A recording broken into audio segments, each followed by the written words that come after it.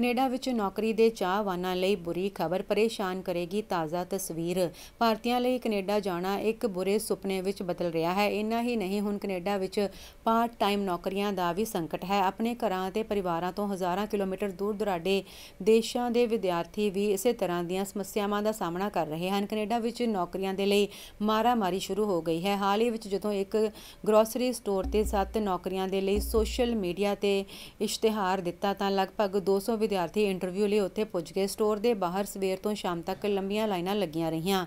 ਇੰਨੀ ਵੱਡੀ ਭੀੜ ਨੂੰ ਦੇਖ ਕੇ ਸਟੋਰ ਮਾਲਕ ਵੀ ਹੈਰਾਨ ਅਤੇ ਪਰੇਸ਼ਾਨ ਹੋ ਗਏ। ਉਹਨਾਂ ਖੁਦ ਆਪਣੇ ਪੱਧਰ ਤੇ ਉਹਨਾਂ ਦੇ ਲਈ ਚਾਹ ਪਾਣੀ ਦਾ ਪ੍ਰਬੰਧ ਕੀਤਾ। ਇਹੋ ਜਿਹੀਆਂ ਸਥਿਤੀਆਂ ਸਿਰਫ ਇੱਕ ਥਾਂ ਹੀ ਨਹੀਂ ਸਗੋਂ ਪੂਰੇ ਕੈਨੇਡਾ ਵਿੱਚ ਪੈਦਾ ਹੋ ਰਹੀਆਂ ਹਨ। ਪਹਿਲਾਂ ਵਿਦਿਆਰਥੀ ਇੱਥੇ ਪਾਰਟ ਟਾਈਮ ਨੌਕਰੀ ਕਰਕੇ ਆਪਣਾ ਗੁਜ਼ਾਰਾ ਕਰਦੇ ਸਨ। ਕੈਨੇਡਾ ਵਿੱਚ ਨੌਕਰੀਆਂ ਬਹੁਤ ਘੱਟ ਹੋ ਗਈਆਂ ਹਨ। ਕੈਨੇਡਾ ਵਿੱਚ ਰਹਿ ਰਹੇ ਬਹੁਤ ਸਾਰੇ ਵਿਦਿਆਰਥੀ ਹੁਣ ਨਾ ਤਾਂ ਕਮਾ ਸਕਦੇ ਹਨ ਅਤੇ ਨਾ ਹੀ ਕੁਝ ਬੱਚਤ ਕਰ ਪਾ ਰਹੇ ਹਨ। 20 ਤੋਂ 30 ਲੱਖ ਰੁਪਏ ਖਰਚ ਕੇ ਗਏ ਸੀ, ਹੁਣ ਉਹਨਾਂ ਲਈ ਆਪਣੇ ਦੇਸ਼ ਪਰਤਣਾ ਆਸਾਨ ਨਹੀਂ ਹੈ। ਬਹੁਤ ਸਾਰੇ ਵਿਦਿਆਰਥੀ ਵੱਡੇ ਕਰਜ਼ੇ ਅਤੇ ਜ਼ਮੀਨ ਗਹਿਣੇ ਰੱਖ ਕੇ ਕੈਨੇਡਾ ਗਏ ਹਨ। ਉੱਥੇ ਦੇ ਹਾਲਾਤ ਦੇਖ ਕੇ ਕਈ ਕਹਿ ਰਹੇ ਹਨ ਕਿ ਇੰਨਾ ਪੈਸਾ ਖਰਚ ਕੇ ਭਾਰਤ ਵਿੱਚ ਕੋਈ ਕਾਰੋਬਾਰ ਕਰਦੇ ਤਾਂ ਚੰਗਾ ਹੁੰਦਾ। ਉਹਨਾਂ ਹੀ ਨਹੀਂ ਪਤਾ ਕਿ ਉਹਨਾਂ ਦੇ ਹਾਲਾਤ ਕਦੋਂ ਸੁਧਰਨਗੇ ਅਤੇ ਹੁਣ ਉਹਨਾਂ ਦਾ ਭਵਿੱਖ ਅਨਿਸ਼ਚਿਤ ਹੋ ਚੁੱਕਾ ਹੈ।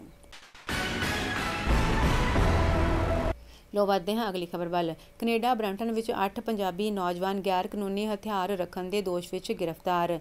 ਬਰੈਂਪਟਨ ਦੇ ਡੋਨਲਡ ਸਟੀਵਰਟ ਰੋਡ ਅਤੇ ਬ੍ਰਿਸਡੇਲ ਡਰਾਈਵ ਦੇ ਖੇਤਰ ਵਿੱਚ ਸੋਮਵਾਰ 2 ਅਕਤੂਬਰ 2023 ਦੀ ਰਾਤ 10:25 ਤੇ ਇੱਕ ਨਿਵਾਸ ਸਥਾਨ ਤੇ ਅਧਿਕਾਰੀਆਂ ਨੂੰ ਗੋਲੀਬਾਰੀ ਦੀ ਰਿਪੋਰਟ ਮਿਲਣ ਤੇ ਜਦੋਂ ਉਹ ਉਸ ਘਰ ਵਿੱਚ ਹਾਜ਼ਰ ਹੋਏ ਤੇ ਟੈਕਨੀਕਲ ਯੂਨਿਟ ਦੀ ਮਦਦ ਨਾਲ ਉਹਨਾਂ ਨੇ ਉਸ ਰਿਹਾਇਸ਼ ਤੋਂ 8 ਵਿਅਕਤੀਆਂ ਨੂੰ ਕੱਢਿਆ ਅਤੇ ਗ੍ਰਿਫਤਾਰ ਕਰ ਲਿਆ ਗਿਆ। ਪੁਲਿਸ ਨੇ ਇੱਕ ਕ੍ਰਿਮੀਨਲ ਕੋਡ ਸਰਚ ਵਾਰੰਟ ਨੂੰ ਰਿਹਾਇਸ਼ ਤੇ ਲਾਗੂ ਕੀਤਾ ਅਤੇ ਘਰ ਵਿੱਚੋਂ ਇੱਕ 9mm ਬਰੇਟਾ ਹਥਿਆਰ ਜ਼ਬਤ ਕੀਤਾ। ਪੁਲਿਸ ਨੇ ਗੈਰ ਕਾਨੂੰਨੀ ਲੈਂਡਡ ਹਥਿਆਰ ਪ੍ਰਬੰਧਿਤ ਅਪਰਾਧਾਂ ਦੇ ਦੋਸ਼ ਹੇਠ 8 ਪੰਜਾਬੀ ਨੌਜਵਾਨਾਂ ਤੇ ਦੋਸ਼ ਆਇਦ ਕਰਕੇ ਉਹਨਾਂ ਨੂੰ ਗ੍ਰਿਫਤਾਰ ਕਰ ਲਿਆ ਹੈ, ਜਿਨ੍ਹਾਂ ਵਿੱਚ ਸਾਰੇ ਹੀ ਬਰੈਂਪਟਨ ਦੇ ਰਹਿਣ ਵਾਲੇ ਭਾਰਤੀ ਨੌਜਵਾਨ ਹਨ, ਜਿਨ੍ਹਾਂ ਦੀ ਪਛਾਣ 21 ਸਾਲਾ ਰਾਜਨਪ੍ਰੀਤ, 22 ਸਾਲਾ ਜਗਦੀਪ ਸਿੰਘ, 19 ਸਾਲਾ ਏਕਮਜੋਤ ਰੰਧਾਵਾ, 26 ਸਾਲਾ ਮਨਜਿੰਦਰ ਸਿੰਘ, 23 ਸਾਲਾ ਹਰਪ੍ਰੀਤ ਸਿੰਘ, 22 ਸਾਲਾ ਰਿਪਨਜੋਤ ਸਿੰਘ, 22 ਸਾਲਾ ਜਪਨਜੀਤ ਸਿੰਘ, 26 ਸਾਲਾ ਵਿਅਕਤੀ ਲਵਪ੍ਰੀਤ ਸਿੰਘ ਦੇ ਤੌਰ ਤੇ ਕੀਤੀ ਗਈ ਹੈ।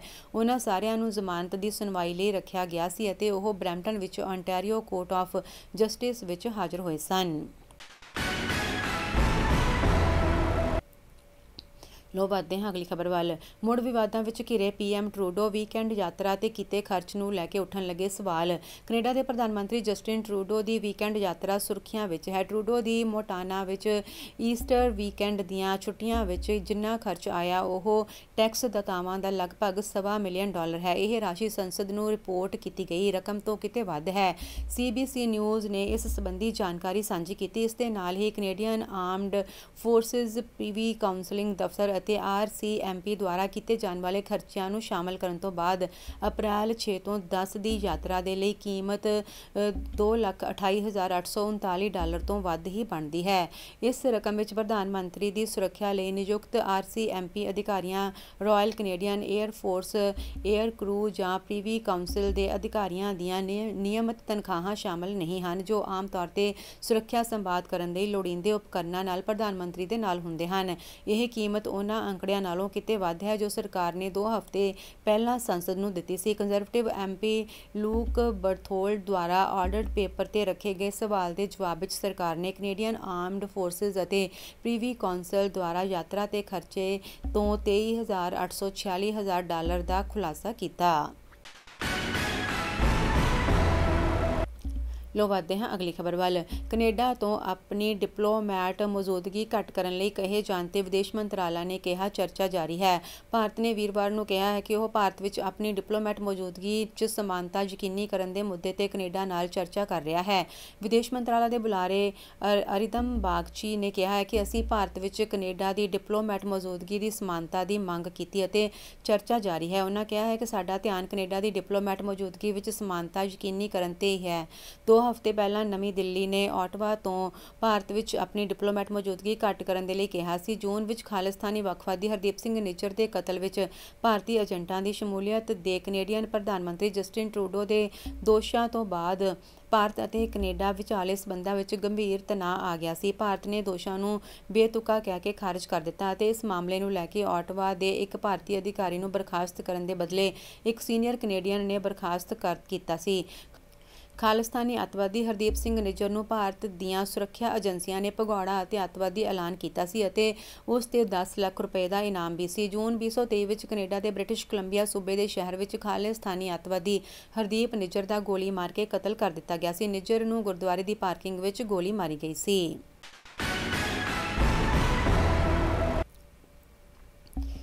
ਲਓ ਵਧਦੇ ਹਾਂ ਅਗਲੀ ਖਬਰ ਵੱਲ। ਕੈਨੇਡਾ ਮੈਨੀਟੋਬਾ ਚੋਣਾਂ ਵਿੱਚ 3 ਪੰਜਾਬੀਆਂ ਨੇ ਰਚਿਆ ਇਤਿਹਾਸ, ਹਾਸਲ ਕੀਤੀ ਸ਼ਾਨਦਾਰ ਜਿੱਤ। ਕੈਨੇਡਾ ਦੇ ਮੈਨੀਟੋਬਾ ਵਿੱਚ ਹੋਈਆਂ ਵਿਧਾਨ ਸਭਾ ਚੋਣਾਂ ਵਿੱਚ ਨਿਊ ਡੈਮੋਕ੍ਰੈਟਿਕ ਪਾਰਟੀ ਨੇ ਸ਼ਾਨਦਾਰ ਜਿੱਤ ਦਰਜ ਕੀਤੀ ਹੈ। ਇਸ ਦੇ ਨਾਲ ਹੀ ਸੂਬਾਈ ਅਸੈਂਬਲੀ ਵਿੱਚ ਪੰਜਾਬੀ ਮੂਲ ਦੇ 3 ਕੈਨੇਡੀਅਨ ਚੁਣੇ ਗਏ ਹਨ। ਇਹਨਾਂ ਵਿੱਚੋਂ ਦਿਲਜੀਤ ਬਰਾੜ ਨੇ ਬਰੋਸ ਤੋਂ ਜਿੱਤ ਹਾਸਲ ਕੀਤੀ। ਉਧਰ ਮਿੰਟੂ ਸੰਧੂ, ਜਸਦੀਪ ਦੇਵਗਨ, ਕਰਮਵਾਰ ਮੈਪਲਸ ਅਤੇ ਮੈਕ ਫਿਲਿਪਸ ਤੋਂ ਜੇਤੂ ਰਹੇ।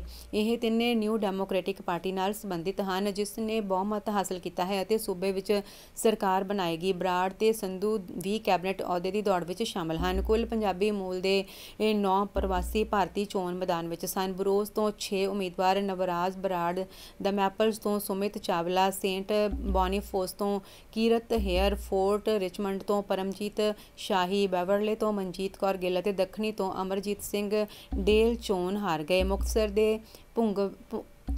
ਮੁਕਤਸਰ ਦੇ ਭੁਚੰਗੜੀ ਪਿੰਡ ਵਿੱਚ ਜਨਮੇ ਬਰਾੜ ਨੇ ਮਾਸਟਰ ਡਿਗਰੀ ਦੇ ਨਾਲ ਗ੍ਰੈਜੂਏਸ਼ਨ ਕੀਤੀ ਅਤੇ 2010 ਵਿੱਚ ਕੈਨੇਡਾ ਜਾਣ ਤੋਂ ਪਹਿਲਾਂ ਇੱਕ ਪ੍ਰਸਾਰਣ ਪੱਤਰਕਾਰ ਵਜੋਂ ਕੰਮ ਕੀਤਾ। ਉਸਨੇ 2018 ਤੱਕ ਮੈਨੀਟੋਬਾ ਖੇਤੀਬਾੜੀ ਵਿਭਾਗ ਵਿੱਚ ਕੰਮ ਕੀਤਾ। ਸੰਧੂ 1999 ਦੇ ਵਿੱਚ 16 ਸਾਲ ਦੀ ਉਮਰ ਵਿੱਚ ਆਪਣੇ ਮਾਤਾ-ਪਿਤਾ ਦੇ ਨਾਲ ਕੈਨੇਡਾ ਚਲਾ ਗਿਆ ਸੀ। ਉਸ ਕੋਲ ਇੱਕ ਗੈਸ ਸਟੇਸ਼ਨ ਸੀ ਅਤੇ ਉਸਨੇ ਮੈਨੀਟੋਬਾ ਦੇ ਵਿੱਚ ਆਵਾਜਾਈ ਪ੍ਰਣਾਲੀ ਨੂੰ ਆਧੁਨਿਕ ਬਣਾਉਣ ਦੇ ਲਈ ਕੰਮ ਕੀਤਾ। ਦੇਵਗਨ ਨੇ ਮੈਨੀਟੋਬਾ ਯੂਨੀਵਰਸਿਟੀ ਵਿੱਚ ਸਰਕਾਰ ਅਤੇ ਭਾਈਚਾਰਕ ਸ਼ਮੂਲੀਅਤ ਦੇ ਨਿਰਦੇਸ਼ਕ ਵਜੋਂ ਕੰਮ ਕੀਤਾ। ਉਹ ਮੈਨੀਟੋਬਾ ਦੀ ਸਿੱਖ ਸੁਸਾਇਟੀ ਦੇ ਹੁਣ ਤੱਕ ਦੇ ਸਭ ਤੋਂ ਘੱਟ ਉਮਰ ਦੇ ਉਪ ਪ੍ਰਧਾਨ ਹਨ।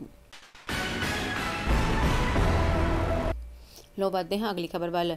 ਅਮਰੀਕਾ ਵਿੱਚ ਵੱਧ ਰਹੀ ਇਲੈਕਟ੍ਰੋਨਿਕ ਸਿਗਰਟ ਨੋਸ਼ੀ ਦੇ ਨੁਕਸਾਨ, ਕਿਵੇਂ ਬੱਚਿਆਂ ਨੂੰ ਇਸ ਤੋਂ ਬਚਾਈਏ। Fresno, California. ਅੱਜ ਕੱਲ੍ਹ ਅਮਰੀਕਾ ਵਿੱਚ ਇਲੈਕਟ੍ਰੋਨਿਕ ਸਿਗਰਟ ਨੇ ਅਜਿਹੇ ਪੈਰ ਪਸਾਰੇ ਹਨ ਕਿ ਵੱਡੀ ਗਿਣਤੀ ਵਿੱਚ ਯੂਥ ਇਸ ਮਾੜੀ ਆਦਤ ਦਾ ਸ਼ਿਕਾਰ ਹੋ ਚੁੱਕਿਆ ਹੈ। ਇਹ ਮਾੜੀ ਲੱਤ ਸਾਡੇ ਪੰਜਾਬੀ ਮੂਲ ਦੇ ਬੱਚਿਆਂ ਨੂੰ ਵੀ ਆਪਣੇ ਲਪੇਟੇ ਵਿੱਚ ਲੈ ਰਹੀ ਹੈ। ਇਲੈਕਟ੍ਰੋਨਿਕ ਵੇਪਰ, ਜਿਸ ਨੂੰ ਸਿਗਰਟ ਵੀ ਕਿਹਾ ਜਾਂਦਾ ਹੈ, ਇਹ ਤੰਬਾਕੂ ਅਤੇ ਮੈਰਾਵਾਨਾ, ਜਿਸ ਨੂੰ ਪੰਜਾਬੀ ਵਿੱਚ ਗਾਂਜਾ ਜਾਂ ਸੁੱਖਾ ਕਿਹਾ ਜਾਂਦਾ ਹੈ, ਆਦਿ ਪੀਣ ਦੇ ਲਈ ਵਰਤੀ ਜਾਂਦੀ ਹੈ। ਇਸ ਵਿੱਚ ਵੱਖੋ ਵੱਖ ਤਰ੍ਹਾਂ ਦੇ ਤਰਲ ਤੰਬਾਕੂ ਫਲੇਵਰ ਮਿਲਦੇ ਹਨ, ਜਿਹੜੇ ਛੋਟੀ ਉਮਰ ਦੇ ਬੱਚਿਆਂ ਨੂੰ ਆਕਰਸ਼ਿਤ ਕਰਦੇ ਹਨ। ਇਸ ਤਰਲ ਪਦਾਰਥ ਵਿੱਚ ਨਿਕੋਟੀਨ ਮਿਲੀ ਹੋਣ ਕਰਕੇ ਬੱਚੇ ਇਸ ਦੇ ਆਦੀ ਹੋ ਜਾਂਦੇ ਹਨ। ਨਿਕੋਟੀਨ ਇੱਕ ਅਜਿਹਾ ਕੈਮੀਕਲ ਹੈ ਜੋ ਜਦੋਂ ਤੱਕ ਇੱਕ ਵਾਰ ਸੁੰਘ ਲਿਆ ਤੇ ਲੰਘ ਗਿਆ, ਫੇਰ ਮੱਲੋ ਮੱਲੀ ਪੀਣ ਨੂੰ ਜੀ ਕਰਦਾ ਹੈ। ਇਹ ਇੱਕ ਐਡਿਕਸ਼ਨ ਦੇ ਤੌਰ ਤੇ ਕੰਮ ਕਰਦਾ ਹੈ। ਸਿਗਰਟ ਆਮ ਸਿਗਰਟ ਨਾਲੋਂ ਵੀ ਵਧੇਰੇ ਖਤਰਨਾਕ ਮੰਨੀ ਗਈ ਹੈ, ਕਿਉਂਕਿ ਆਮ ਸਿਗਰਟ ਦੇ ਮੁਕਾਬਲੇ ਇਸ ਦੇ ਨਾਲ ਕਈ ਗੁਣਾ ਵੱਧ ਧੂੰਆਂ ਤੁਹਾਡੇ ਫੇਫੜਿਆਂ ਵਿੱਚ ਚਲਿਆ ਜਾਂਦਾ ਹੈ, ਜਿੱਥੋਂ ਫੇਰ ਬਿਮਾਰੀਆਂ ਦਾ ਦੌਰ ਸ਼ੁਰੂ ਹੁੰਦਾ ਹੈ ਅਤੇ ਹੌਲੀ ਹੌਲੀ ਬੱਚੇ ਜ਼ਿੰਦਗੀ ਤੋਂ ਹੱਥ ਧੋ ਬੈਠਦੇ ਹਨ। ਤਕਰੀਬਨ 12 ਤੋਂ 14 ਸਾਲ ਦੀ ਉਮਰ ਵਿੱਚ ਬੱਚਾ ਸਕੂਲ ਟਾਈਮ ਅੰਦਰ ਦੂਸਰੇ ਵਿਗੜੇ ਜਵਾਕਾਂ ਦੀ ਸੰਗਤ ਕਰਨ ਕਰਕੇ ਇਸ ਦਲਦਲ ਵਿੱਚ ਧੱਸਣ ਲੱਗਦਾ ਹੈ। ਜਦੋਂ 23-24 ਸਾਲ ਦੀ ਉਮਰ ਵਿੱਚ ਜਾ ਕੇ ਅਕਲ ਹੁੰਦੀ ਹੈ, ਉਦੋਂ ਤੱਕ ਬਹੁਤ ਸਾਰੀਆਂ ਬਿਮਾਰੀਆਂ ਦੀ ਜਕੜ ਵਿੱਚ ਜਕੜਿਆ ਜਾ ਚੁੱਕਾ ਹੁੰਦਾ ਹੈ।